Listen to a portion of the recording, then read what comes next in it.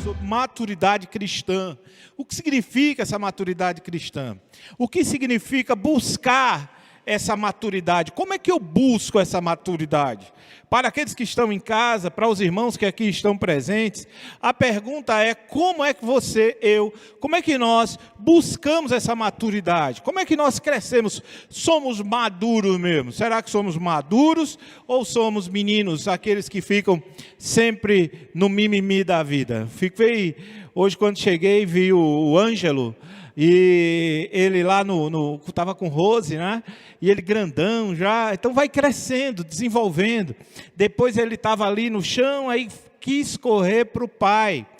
Isso implica a maturidade dele, ele está crescendo, desenvolvendo, mas ainda ele quer correr, ainda nem aprendeu a andar, mas quer correr, né? Mas é a luta dele. Mas o triste na vida é quando eu e você queremos ficar absolutamente estagnados, parados, sem querer desenvolver. E isso acontece muito na fé cristã. Isso acontece muito na vida cristã. Crentes que passam anos e anos e anos e anos absolutamente parados espiritualmente. Parados, não crescem, não amadurecem, não desenvolvem, não buscam aprimoramento. Isso acontece bastante. Isso é em todos os setores da nossa vida, na nossa vida cristã. Então a pergunta é: como é que eu busco essa maturidade? Aí eu queria pensar com os irmãos nessa noite tão especial, para nós desenvolvermos, para nós buscarmos essa resposta. Como é que eu amadureço? Como é que eu cresço? Eu entendo que muitas vezes as pessoas estão buscando Deus em prol de resultado. As pessoas estão buscando Deus querendo algo em troca. Eu vou dizimar porque eu vou receber algo. Eu vou cantar porque algo bom vai acontecer na minha vida. Então eu vou buscar a Deus porque algo bom vai acontecer. A dificuldade não vai. E principalmente hoje, tem muitas igrejas que pregam isso e geram uma confusão imensa na cabeça das pessoas. Tem muitos pastores que serão cobrados diante de Deus por muita mentira que ficam desenvolvendo. E mentiras longe da palavra de Deus, mas muito no achismo, em coisas assim: olha, traga aqui a sua maior oferta, traga o seu carro, traga o seu apartamento, doe para a igreja, mentindo descaradamente, e que o Senhor vai tratar com cada um deles. Essa é uma grande verdade, porque o grande ponto é que a pessoa que doa, a pessoa que serve, a pessoa que acredita nessa imagem construída no homem de Deus, não é a pessoa que é penalizada por perder o bem, mas o Senhor, eu acredito que o Senhor se compadece desses irmãos que se submetem a isso. Eu acredito que o Senhor tem algo muito precioso, mas para o charlatão, para o mentiroso, o peso vai ser grande. A palavra de Deus ela admoesta dizendo que é melhor colocar uma pedra de moinho, olha, uma pedra no pescoço e ser jogado aqueles que escandalizam os pequeninos. Então há uma seriedade muito grande na palavra de Deus em relação a essas pessoas que enganam. Mas o que significa amadurecer? Será que como é que você busca a Deus? É para isso? É nessa troca? Como é que eu busco esse relacionamento com o Senhor? Será que é para receber coisas, para ter saúde, para ter poderes especiais? Eu queria já de antemão, já de pronto dizer aqui para os irmãos, que se o meu relacionamento com Deus, ou o seu relacionamento com Deus, é baseado em você estar buscando saúde, força, dinheiro, poder, prestígio, nunca vai chegar à maturidade. Nunca. Se o meu relacionamento com Deus é pensando nisso, uma boa resposta para ti, você que está em casa e estão aqui: nunca receberemos, nunca chegaremos à maturidade cristã. Quem aqui já passou por muitas doenças? Quem aqui? Doença mesmo, doença braba, quem já passou aqui? Quem já passou por muitas dificuldades e tristezas profundas na vida? Quem já orou a Deus e Deus não respondeu aqui? Ele deixou de ser Deus? Vejam que a música que nós cantamos aqui, louvarei mesmo que o mar, que o terremoto, que a tormenta vier, eu vou continuar louvando a Deus. 2018 eu tive uma erisipela, não foi como a do pastor Neto na minha perna, foi terrível. Eu disse para Girlei, eu não tenho nenhuma tatuagem, nem condeno quem tem, mas Deus colocou 3 tatuagens na minha perna. Eu digo assim, ó, é Girlei, Ruth e Sara, para sempre lembrar. Está lá as marcas, as tatuagens aqui na minha perna. Louvado seja Deus por isso. Foi horrível, horrível. Orei a Deus para Deus me curar. Depois veio, pior ainda, a herpes zoster. Gente do céu, herpes zoster, quem teve sabe. Herpes zoster é cinturão. Ela pegou das minhas costas, desceu aqui para a minha perna. Era como eu sempre digo que era como se fosse um maçarico ligado dentro de você. Até hoje, quando eu passo a mão, eu sinto. Foi sofrimento demais. Orei a Deus para aliviar o processo. Passei pelo processo. Depois tive Covid. Na época que Covid não tinha vacina, não tinha nada. Um colega nosso, meu do pastor Rogério aqui, lá em Mossoró, foi para o céu nessa fase. Eu digo, eu sou o próximo da lista. Eu pensando, meu Deus do céu, sedentário, acima do peso, estou perdido, estou na fila. Eu me lembro que eu liguei para Paulo, falei para ele, Paulo, olha, já fique aí, assuma, vai dar tudo certo, fique na paz, me despedi do pessoal de casa, porque eu digo, era naquele auge, era morrendo gente, e fiz orar a Deus, mas passei pela tormenta, pela graça de Deus. Deus não me curou, mas Ele me deu graça para suportar todas essas questões. Eu tenho certeza, você que passou por lutas, por dores tremendas, mas está aqui hoje porque o Senhor lhe deu graça para suportar tudo isso. E isso é o amadurecimento na fé. Podemos dizer, eu já tive aqui, nesses anos de caminhada, muitos irmãos, às vezes, homens e mulheres, eles choravam, eu vi isso muitas vezes, chorando, porque de repente o relacionamento rompeu entre marido e mulher. Eu já tive homem desesperadamente chorando pela mulher que partiu e querendo que Deus devolvesse a mulher. E tive o contrário, de mulheres que queriam que o marido voltasse, que alguma coisa, e eu digo, olha, seu relacionamento não deve estar pautado em pessoas, mas em Deus. Se alegre em Deus. Eu sei que não é fácil. Espere em Deus. Nunca vamos esperar em pessoas. Se o seu relacionamento, meu amado, se o meu relacionamento com Deus, se o nosso relacionamento está baseado em pessoas, está tudo errado. O nosso relacionamento, ele deve estar firmado, fundamentado em Deus. Se o meu relacionamento está em pessoas, eu nunca irei chegar à maturidade, porque eu não posso encarar Deus como muitas vezes nós temos a ideia de que Deus é aquele homem rico, poderosamente rico, super rico, e que no meu relacionamento com Ele, Ele vai ter que me dar aquilo que eu quero. Ele vai poder me dar coisas. Então, se eu louvo, se eu toco aqui a bateria, se eu prego, se eu faço a recepção, se eu entrego folheto, se eu evangelizo, eu estou fazendo coisas para Deus e por isso Deus vai me dar coisas. Não espere isso do Senhor. Não espere.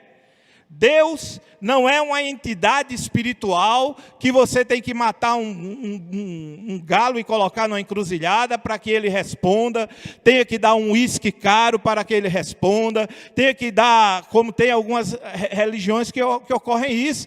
Deus é esse ser que me dá coisa em troca. Não espere isso, porque se você já recebeu o Senhor Jesus, quem é crente aqui? Levanta a mão aqui, só para ver aqui, quem é crente? Meu filho, eu tenho uma boa notícia para você. Se você é crente, você já recebeu tudo. Glória a Deus. Recebeu tudo. Agora, precisamos entender como é que eu desenvolvo isso. Não é porque eu sou dizimista que vai dar tudo bem. Tenho que dizimar, sim, sirvo, louvo, oferto, mas a bênção de Deus não está atrelada a isso, meu amado. O melhor motivo de buscar a Deus não é para receber coisas, mas é para conhecê-lo melhor, para entender quem Ele é, para que nessa minha mente aqui, ó, finita, limitada, eu possa sentir a paz que vem dEle. Por isso que muitas vezes é uma grande vergonha para nós crentes estarmos estagnados, sem ler um livro da Bíblia. Olha, passa ano e sai ano, e talvez se você não leu um livro da Bíblia, é uma tremenda vergonha. Eu estaria corado de vergonha se chegasse nessa altura do campeonato eu não tivesse lido um evangelho. Um evangelho. Aí eu quero crescer espiritualmente. Como que acontece isso? Passei esse período de janeiro até agora, nenhum evangelho, nenhuma carta, nenhum livro lá do Antigo Testamento, nada, zero. Como é que eu quero crescer e aprender sobre Deus? Me contento com aquelas frases que aparecem lá no WhatsApp, me contento com um versículo que vem, e se o texto for muito grande, aí eu não leio, passo por cima, tenho uma preguiça imensa de ler os evangelhos, uma preguiça imensa de ler as cartas, uma preguiça imensa de ler os livros históricos, saber quem são os profetas. Meu Deus, não, isso é coisa para pastor, para seminarista, eu não faço. Meu amado, minha amada, como é que queremos crescer, amadurecer, se nós não praticamos isso? Estamos mais preocupados com os vídeos, com as mensagens, com o Instagram, com o TikTok, com essas coisas que aparecem hoje. E não separamos tempo para crescer, para aprimorar, para desenvolver. Sabe de uma coisa? O melhor motivo para buscar a Deus é conhecer a Deus, ter um relacionamento profundo com o seu Criador, com o seu Senhor, aprender quem Ele é. E quando eu faço isso, eu amadureço, eu cresço para enfrentar as tempestades e as lutas da vida. Ora, se estamos até aqui, passando por tudo que nós estamos passando, até aqui, sem se aprofundar na palavra, imagine se a partir de hoje eu começo a entender o grande desafio que é mergulhar nessa palavra e conhecer a Deus. Imagine o que vai acontecer. Imagine que bênção que vai ser. Relacionamento com Deus não é aquela coisa assim, porque você imagina só aquele marido que chega para a esposa, vai casar com a menina, imagine só, acontece isso, e diz assim, ó, você tem que me obedecer em tudo, e você tem que fazer tudo para mim, porque se você não me obedecer em tudo, eu vou lhe colocar para a rua, esse é o ponto. E aquela mulher, ela escuta aquilo, e ela diz, meu Deus, eu tenho que obedecer esse homem, senão ele vai me botar para fora, ele vai me botar para a rua, e eu vou fazer aqui as coisas para ele. Agora a pergunta é, será que essa mulher, ela realmente tem um relacionamento com esse moço? Relacionamento íntimo, de confiança, de dependência. Como tem marido que pensa assim, que acha que a mulher tem que obedecer tudo, e acha que isso é relacionamento? Isso não é relacionamento não, meus amados. Relacionamento não é isso. Deus não é esse que você tem que obedecer, senão é paulada. Você olhou de lado ali, é paulada. Você fez algo errado, é paulada. Você fez isso, é paulada. Nada disso, meu amado. Relacionamento com Deus é conhecer a Deus, é amar a Deus. A nossa motivação, Elton agora, porque ele está falando no culto, e eu já digo aqui que menina aqui pode cantar, gritar, berrar. Os pais às vezes ficam preocupados, com vergonha, mas não fique não, em nome de Jesus. O Ângelo não tem medo do pai. Eu vendo ali a filhinha de Mauro de José, não tem medo não. Porque tem um relacionamento de amor. É igual pai e filho, relacionamento de amor. Ah, meus irmãos, eu adorava quando eu ia na casa do meu pai. Quando o meu pai, eu estava dizendo ali, não é? Ele sempre gostou muito de talco. Às vezes eu compro um talco em homenagem a ele, eu boto nas minhas costas. E quando eu chegava lá, eu abraçava ele. Meu pai, eu abraçava. Aí eu cantava aquela música do Roberto Carlos, esses cabelos brancos, bonita. Ele dizia, Sandrinho quer alguma coisa. Maria Eugênia, chega que Sandrinho quer alguma coisa. E eu cantava, eu ficava com ele, com meu pai. Às vezes chegava lá, ele dizia, meu filho, deita aí, para a gente conversar. E deitava na cama, ficava eu e ele, a gente conversando. Intimidade com meu pai. Sempre foi assim. Graças a Deus. Então com Deus eu preciso ter essa intimidade também, meu filho. Ele é meu Deus, Ele é o meu Senhor, Ele é meu Pai. E a minha motivação não é o medo que me segura em Deus, mas é o meu amor a Ele. Gratidão pelo grande lago de inferno mesmo, da ira que estava sobre mim. E que a graça chegou e hoje eu o louvo, eu glorifico, eu exalto a Ele. Não com medo de algo, mas por tudo aquilo de bom, de amável, de gracioso que Ele é. E que Ele tem para todos nós. Isso é a maturidade cristã. O meu motivo para desfrutarmos mesmo dessa bênção, dessa presença de Deus, dessa luta, dessa busca constante que eu e você precisamos ter, é para que possamos amadurecer, para desfrutar uma vida diferente, desfrutar uma vida prazerosa na presença de Deus e dos irmãos. E aí, eu confesso para os irmãos que é difícil abandonar o Evangelho de João. Estava conversando ali com o pastor Rogério. Que luta tem sido para eu sair desse Evangelho. E eu convido você para nós olharmos aqui a João capítulo 1. Venha comigo para João capítulo 1. Por que eu preciso buscar a maturidade? Certamente é para desfrutar da vida eterna. Amém? Desfrutar da vida eterna. E aqui em João capítulo 1,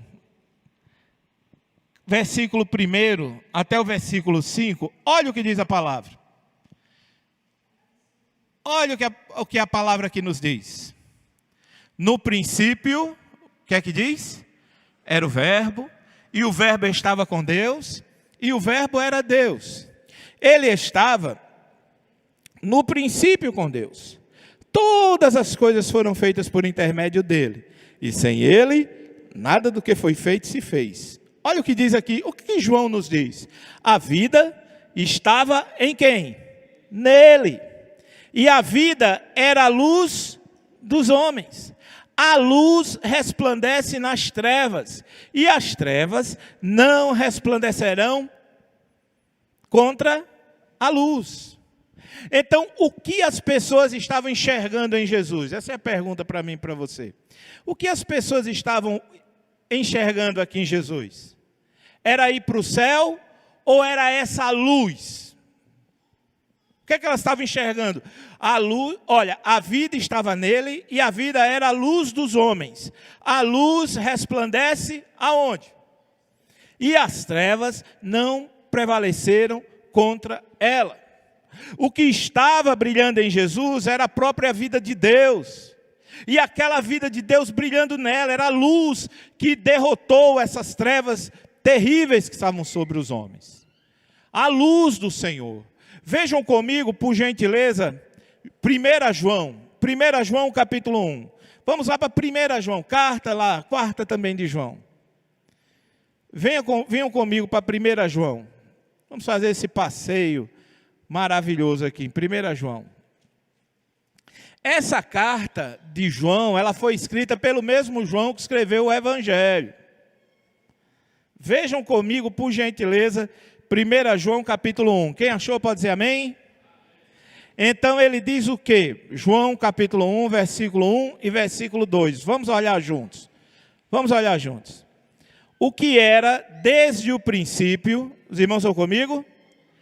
O que temos ouvido, o que temos visto com os nossos próprios olhos, o que contemplamos e as nossas mãos o quê? Apalparam com respeito ao verbo da vida. Versículo 2, vamos ler juntos, mesmo que sua Bíblia seja diferente da minha, diz o quê? E a vida se manifestou, e nós temos visto, e dela damos testemunho, e vô-lo anunciamos, a vida eterna, a qual estava com o Pai, e nos foi manifestada. E a pergunta é, olha, João estava escrevendo aqui para os seus discípulos e dizendo, eu podia ver, apalpar a vida, eu podia ver a vida, eu podia conversar com a vida. Nele, Jesus, estava a vida. No céu temos a vida, certamente, mas ele estava falando em algo aqui na terra, palpável, podia se pegar. A vida de Deus, a vida com Deus, a vida de uma pessoa, nós precisamos entender que o nosso relacionamento aqui com Deus não é essa espiritualidade que diz, só no céu. É aqui, meu filho. É aqui, se relacionando um com os outros, olhando no olho do outro, amando o diferente, amando as pessoas, servindo as pessoas, crescendo. É aqui nessa terra. Agora vamos voltar lá para o Evangelho de João, no capítulo 3. Vamos lá. Capítulo 3 de João, nós temos uma história maravilhosa. Podemos ver isso claramente aqui em João capítulo 3. Que vida é essa? Irmãos, eu sou fã do apóstolo João. Eu acredito que se Deus me desse um filho nessa altura do campeonato, o nome seria João. Viu, Girlei? Dizendo aqui. Ela vai dizer, não, meu filho agora não. Mas seria João. Antes de ter as meninas, eu sempre pensava assim, quando eu estava lendo um livro da Bíblia, eu dizia, vai ser isso aqui, Ezequiel o nome dele. Vai ser Isaías. Eu ficava tão fã do livro, Daniel, vai ser Daniel. Aí Deus me deu Ruth e Sara, graças a Deus, né? Mas o desejo era esse. Mas João quem for ter menino daqui para frente, viu, Israel? Quem for ter menino, João é um bom nome. João é maravilhoso, irmãos. Eu estou fã do apóstolo João. O jeito dele escrever me fascina. A maneira como ele coloca me deixa assim, eu digo, meu Deus do céu, só alguém que viveu com o mestre ali para nos descrever de maneira assim tão maravilhosa, né? E João nos presenteou, irmãos, olha só, o capítulo 3 e o capítulo 4, claro, 3 e 4, né? As duas histórias ali em paralelo. Ele não colocou a história de Nicodemos e da mulher samaritana. Ele poderia colocar Nicodemos ali onde nós estamos na divisão da Bíblia, no 3. Lembre que quando ele escreveu, não botou capítulo 3 não, lembre disso. Mas ele está ali para nós, o capítulo 3, e no capítulo 4, nós temos a mulher samaritana. No capítulo 3, nós temos a história de Nicodemos. Deus moveu João, através do Espírito Santo, para nos deixar essas duas histórias lado a lado, para que eu possa, e você também, fazer uma comparação clara. Vamos pensar aqui um pouquinho. No capítulo 3 encontramos Nicodemos. Eu já falei, quando estava pregando, Nicodemos era como um senador, não é? Um homem importante demais, um líder religioso muito importante. Famoso Nicodemos era, de dar aula, mestre. E no capítulo 4 nós temos uma mulher anônima, na qual nós descrevemos como a mulher de Samaria, mulher samaritana. Nicodemos, ele era de qual nação? Ele era judeu. E a mulher samaritana? Samaritana. Nicodemos era homem. E no capítulo 4, uma mulher. Um era rico e a outra era pobre. Um era fariseu e a outra adúltera. Nicodemos veio à noite. A mulher do capítulo 4 vai ao meio-dia, e não é nem ela que vai, Jesus que vai ao encontro dela. É interessante que Nicodemos chama Jesus de mestre, e a mulher, ela chama Jesus do profeta. Mas os dois, mesmo eles tendo essa visão, Jesus deu dura nos dois. Jesus trata a percepção dos dois. Um tinha a percepção do que é a vida eterna, o que é essa vida eterna. E Jesus, ele olha para Nicodemos e diz: tu és mestre em Israel e não entendes essas coisas, rapaz? Que bobeira. Você deveria estar compreendendo muito bem, claramente as questões, e você não sabe.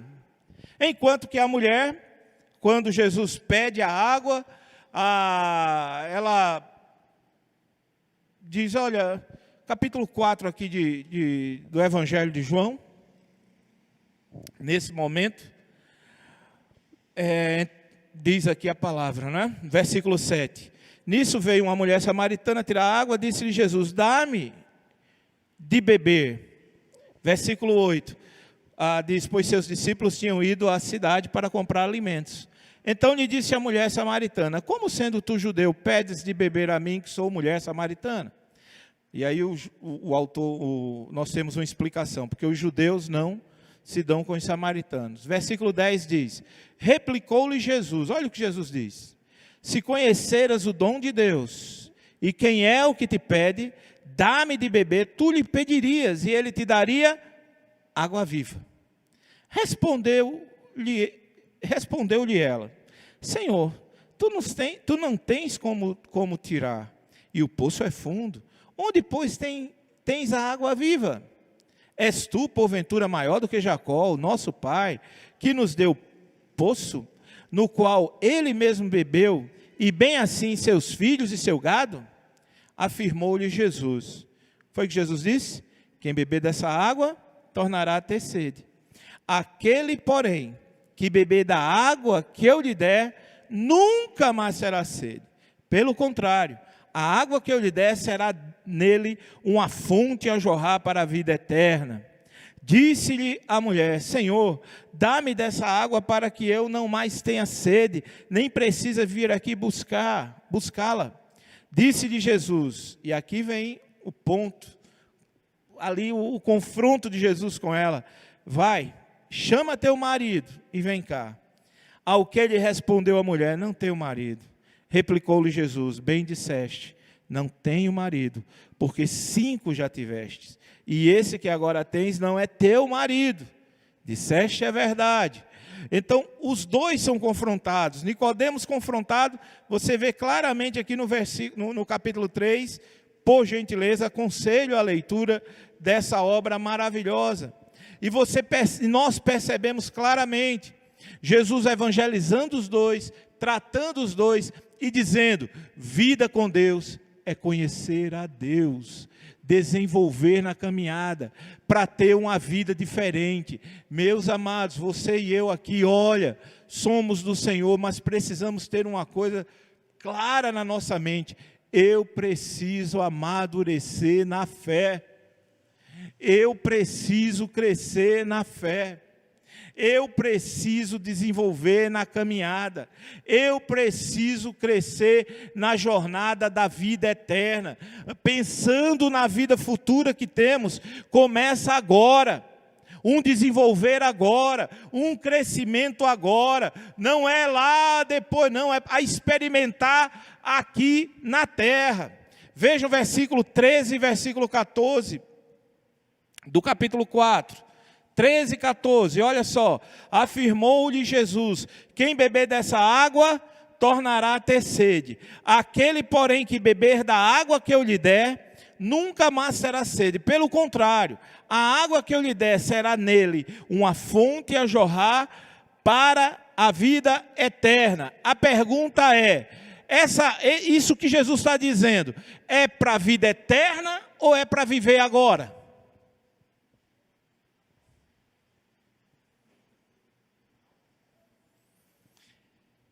Mas, olha aqui para mim, irmãos. Aquele, porém, que beber da água que eu lhe der, nunca mais terá sede.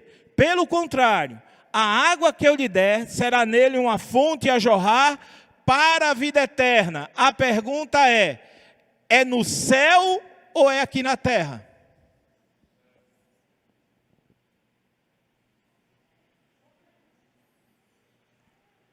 Essa água vai jorrar na vida eterna ou é aqui na terra?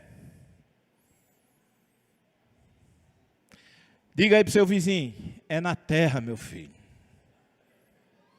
Jorrar é aqui na terra, é vida aqui na terra, é mudança aqui na terra, é transformação aqui na terra. Venha comigo aqui no capítulo 7 desse evangelho. Fundamento aqui, não é a tese, né? Versículo 37 e 39 do capítulo 7. Venham comigo, capítulo 7. Capítulo 7. Versículo 37. Os irmãos estão comigo? Capítulo 7, 37. No último dia, o grande dia da festa, levantou-se Jesus e exclamou. Vamos ler juntos? Se alguém tem sede, venha a mim e beba.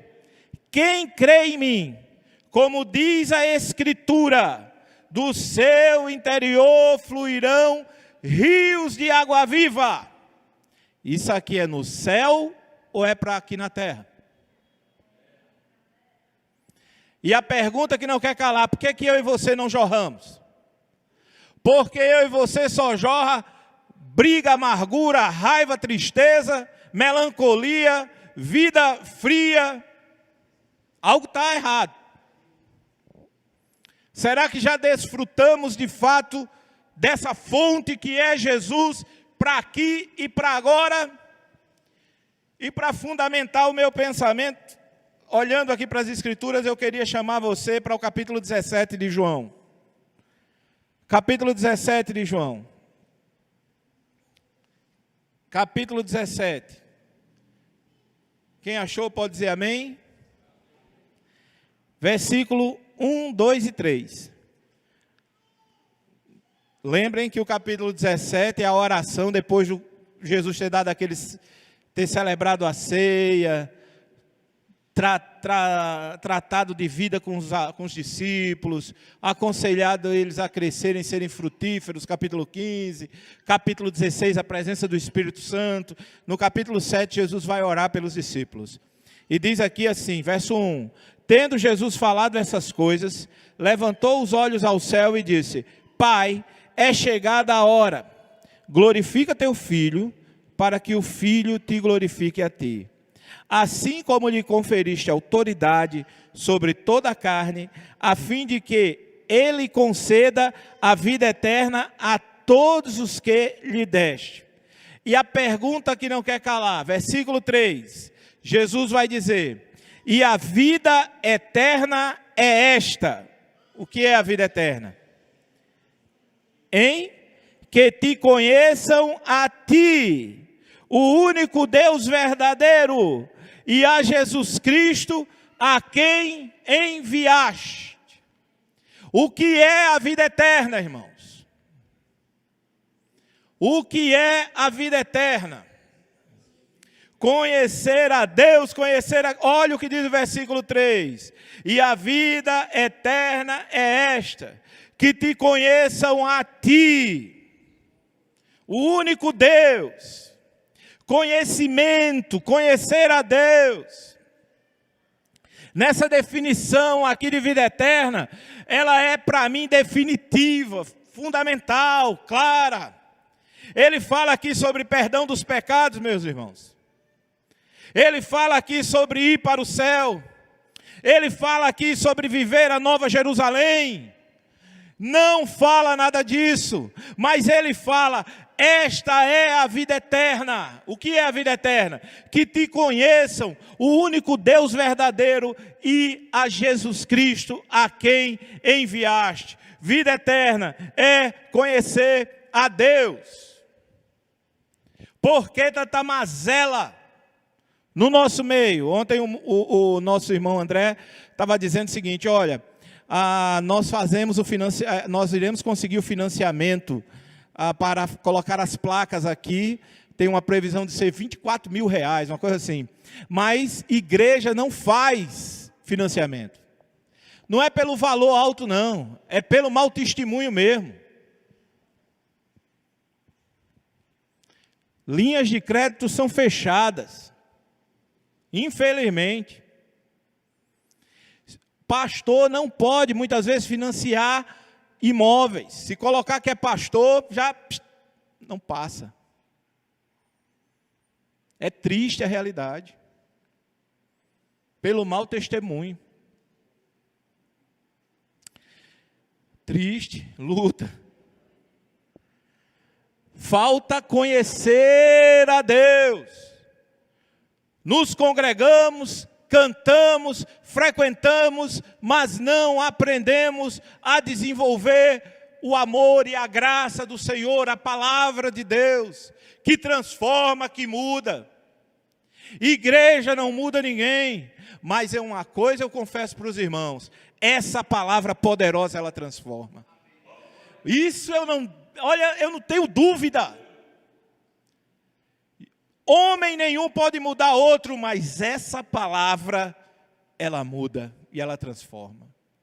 Conhecer a Deus é mergulhar nela. Essa palavra aqui no original é de egnoskos, não é? É a mesma palavra de intimidade. Intimidade é igual o moço quando casa com a moça.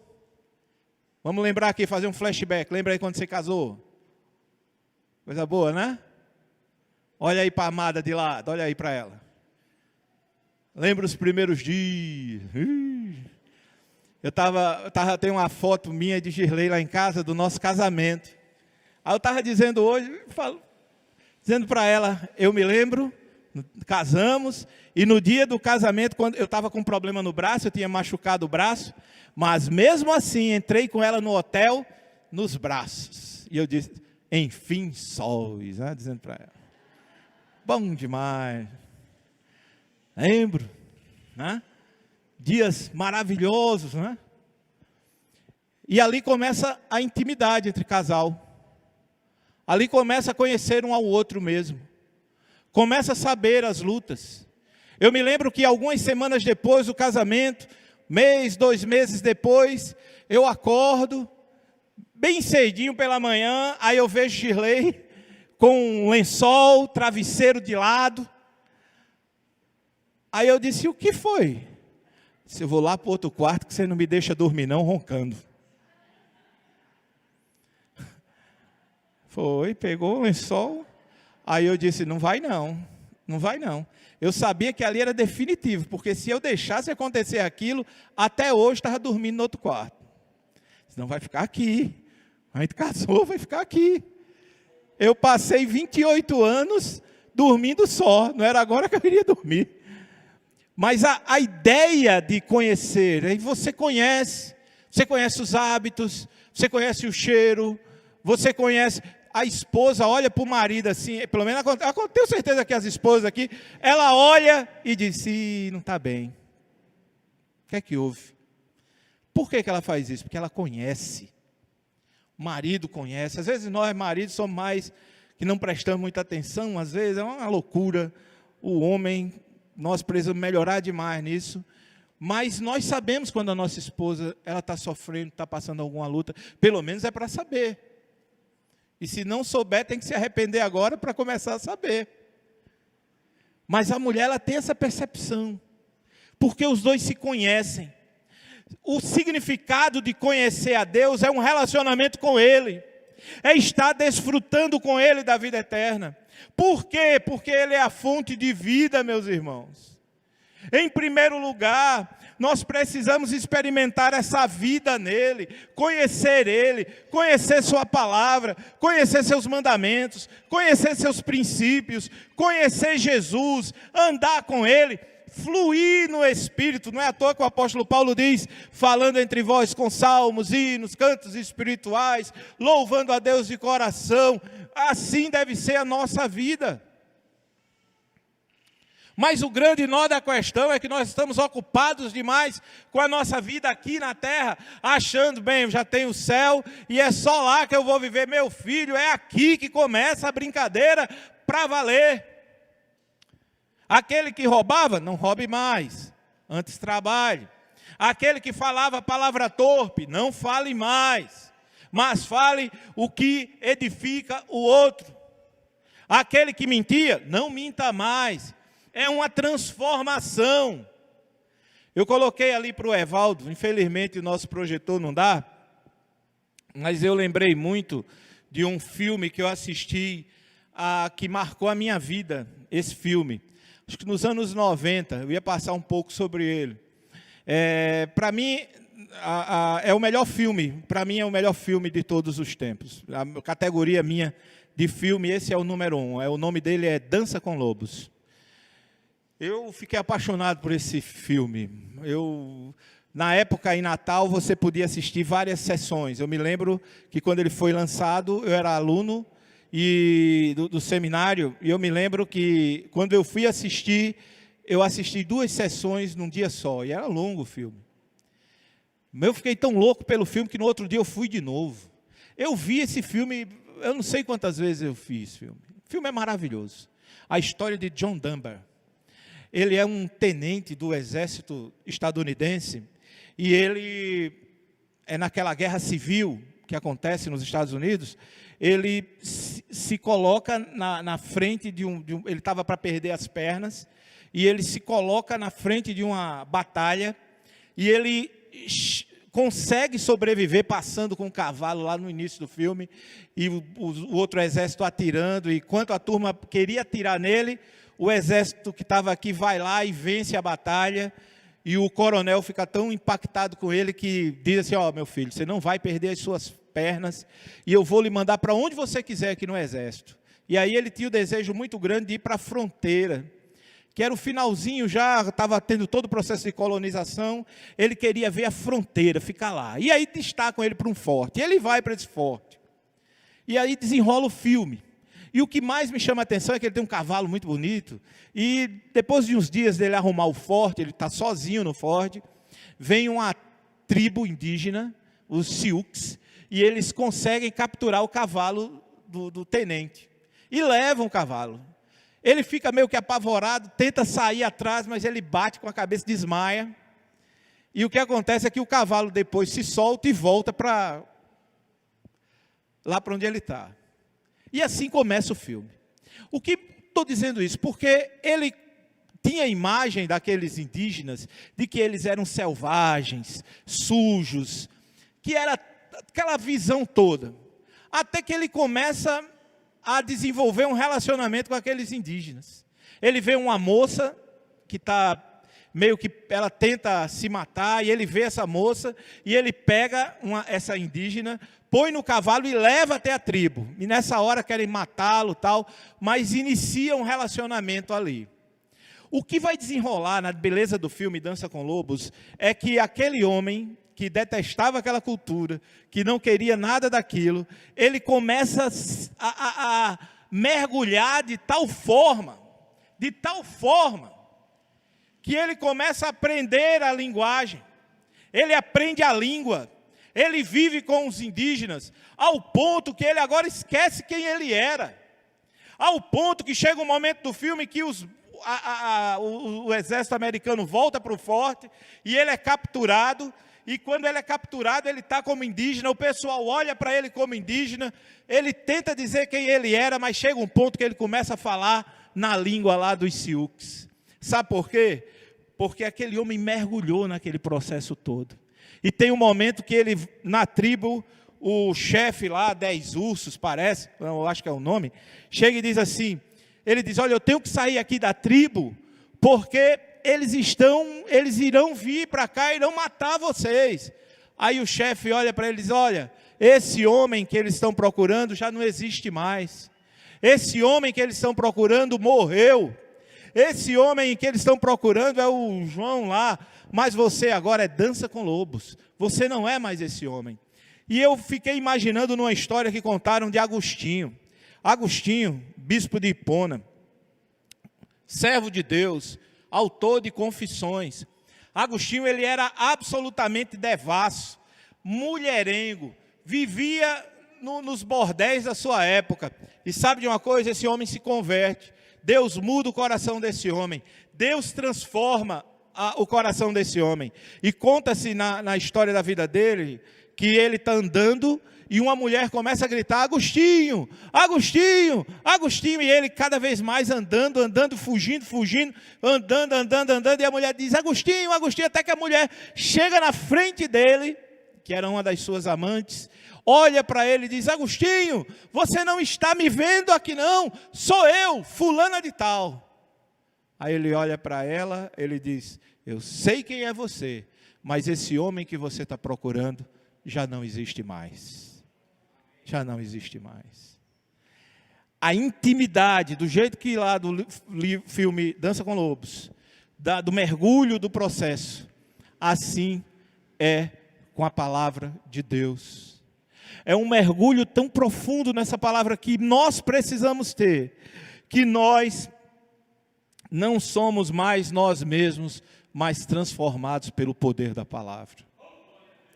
Para isso, eu preciso fazer o que João diz no capítulo 8. Olha o que diz João capítulo 8. João capítulo 8, versículo 30, versículo 31. Os irmãos estão comigo? Nós temos aqui: dita estas coisas, versículo 30, muitos creram nele. Versículo 31, disse depois Jesus aos judeus que haviam crido nele: se vós, o quê? Permanecerdes na minha palavra, sois o quê? Verdadeiramente meus discípulos. Versículo 32, e conhecereis a verdade, e a verdade vos libertará. Permanecer, meu amado, significa entrar. Permanecer significa sentar. Permanecer significa não sair mais da presença de Deus. Entrar, sentar e não sair mais. Está ali, ó. Quantos anos de conversão, irmão Cirilo? Quanto? 32 anos. Eu estava com o irmão Cirilo na casa do irmão Gadelha. Irmão Gadelha com câncer terminal. Naquele dia Deus levou o irmão Gadelha. Nós estávamos lá para fazer visita. E o irmão Gadelha olhou para mim e olhou para o irmão Cirilo. Ele olhou para o irmão Cirilo e disse: Cirilo, soldado velho. Nunca vou esquecer disso. Cirilo, soldado velho. Quantas vezes eu quis evangelizar você e você saía fugindo? Eu me lembro, ele contou, que eu chegava na sua casa e a irmã Miriam disse que o senhor pulava o muro de trás. E hoje está aqui pregando a palavra. Continue firme. E você, pastor, um senhor daquele, um menino na época era, disse: o senhor, pastor, continue firme na palavra. Aí ele olhou para nós, ali em pé, e ele disse assim: quanto a mim, olha o irmão Gadelha. Sabe quem conheceu aqui o irmão Gadelha? Não. O irmão Gadelha disse: quanto a mim, combati o bom combate. Guardei a coroa na fé. Não, guardei, como é que diz o texto? Corri a carreira, isso. E guardei a fé. Olhou para o céu e disse: guardei a fé. E a coroa está me esperando. Nesse dia nós íamos fazer muitas visitas, mas nós choramos, nos despedimos, deixei o irmão Cirilo em casa, nós já não conseguimos mais fazer visita alguma. Ficamos mudos diante daquilo. Naquele dia o irmão Gadelha vai para o hospital, e naquele dia Deus leva o irmão Gadelha. Mas o que ele disse do irmão Cirilo, o que aconteceu na mudança, é que aqueles que procuravam agora o irmão Cirilo ele era lutador. Ele era lutador de boxe, de jiu-jitsu, de tudo no mundo. Quem conheceu aqui Diderot, como era o nome daquelas lutas que tinham? Famoso. Eu, quando era menino, eu via, não sabia nem que era o irmão Cirilo, mas era famoso. Deus mudou a vida desse moço. No outro dia, ele no quartel dava aula, no quartel lá da aeronáutica, dava aula de luta livre. E eram muitos alunos que queriam ir com ele. Era o ganha-pão dele. Era o sustento geral da família. Mas naquele dia, um dia depois da conversão, não iriam mais achar o lutador, boxeador, irmão Cirilo. Mas agora iam encontrar Cirilo, servo de Jesus. O lutador já não existia mais. Teve um moço que ficou com tanta raiva dele no quartel que disse assim: Já não quer lutar mais não? Quer treinar mais não? Pois eu vou fazer uma coisa com você. Você vai agora para a padaria. Todas as coisas cooperam para o bem daqueles que amam a Deus. O homem que amassava os outros, aprendeu agora a amassar massa e fazer pão. E do pão, Deus deu sustento a ele e a família dele. E até hoje tem padaria do filho dele lá e dos filhos. O que era mal, Deus transformou em bênção. Esposa ficou, mas é sua, você vai ganhar dinheiro, você vai fazer isso. Não faço mais. Irmão Cirilo, ele aprendeu a ler na Bíblia. Se der outro livro, às vezes, para o irmão Cirilo, ele não sabe. A única coisa que o irmão Cirilo não sabe é cantar. Já tentei cantar com ele, mas só a misericórdia. Mas já me pegou ali quando eu fui chegando hoje e me disse, pastor Sandro, qual os 3 profetas que usavam chapéu? Eu digo, meu Deus do céu. Me deu uma cola aí, porque eu não sei não. Aí ele disse, vou dar uma pista.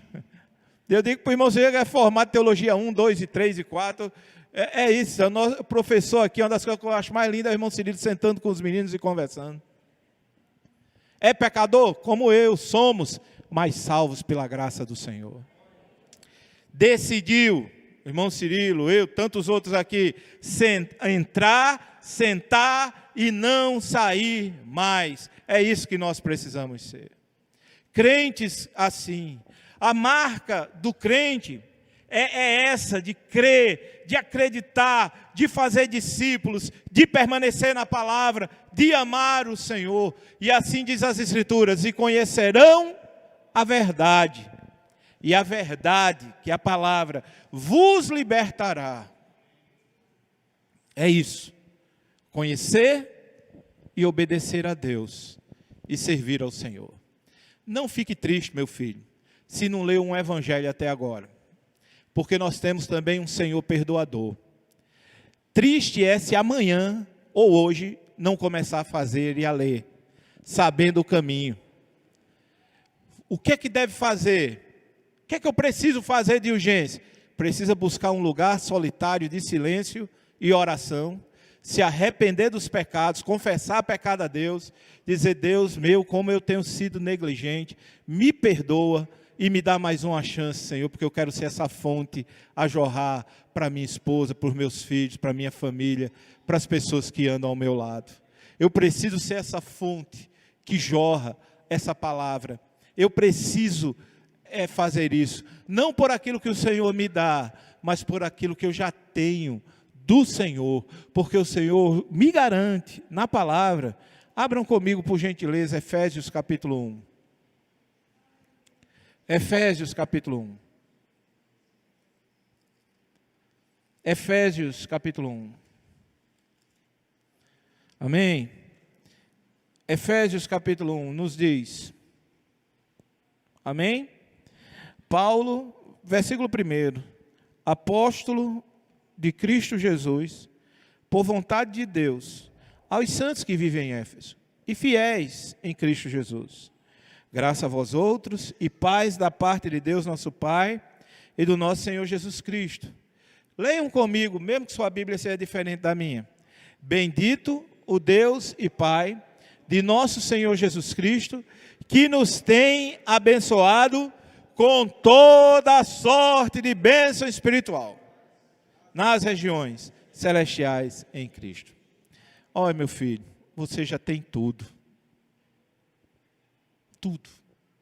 O Senhor já nos deu tudo. O que eu e você precisamos fazer? Obedecer. Obedecer a palavra. Amar quem está do lado. Servir ao Senhor com alegria. E viver essa vida eterna aqui, desfrutando o melhor aqui, sendo bênção e agente de transformação para a glória de Deus aqui. E que Deus nos ajude a fazer isso. Seremos maduros se começarmos a andar assim para a glória de Deus. Que Deus nos ajude a crescer, amar e viver para Ele.